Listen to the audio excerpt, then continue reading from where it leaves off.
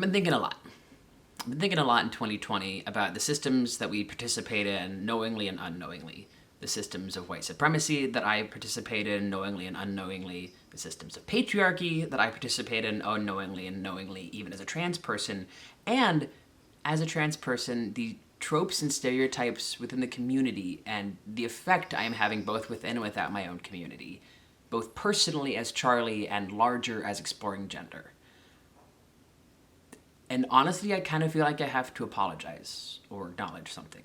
The big grievance I have whenever trans or non-binary people are portrayed or talked about in the media is that 9 times out of 10, the story is going to focus on transitioning. Medical, social, whatever.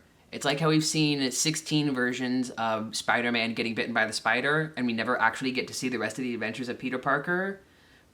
Trans experience. Most of the time whenever people talk about the trans experience in media, it is very transitional focused. And that's not the path of every trans person. And it reinforces the idea that it is. And it also objectifies the experience and honestly is a very cis-focused lens. My transition is a boat that gets me from one side of the river to the other.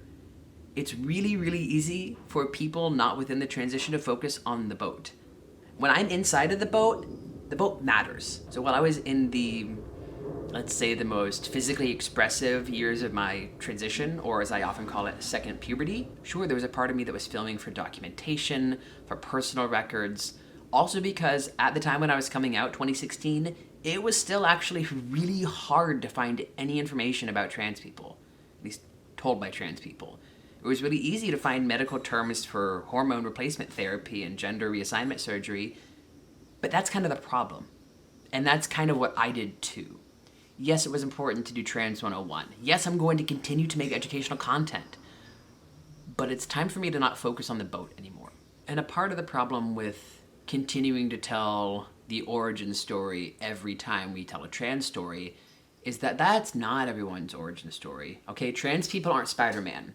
Moving forward, I would like to talk about a lot what's on the other side of the river. I want to talk more about intimacy direction and my work as a movement artist, which, yes, are heavily influenced by the fact that I am trans and am working with my body and the bodies of other people. I'm about to start a 9-month professional clowning program, and I'm really excited and terrified because it's going to be hard, and I'm really excited to show y'all whatever that looks like.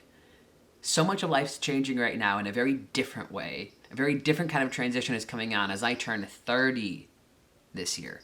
All that to say, thank you to everyone who's joined me so far. Thank you and hello to everyone who's joining me now. And I'm excited to explore with all of y'all.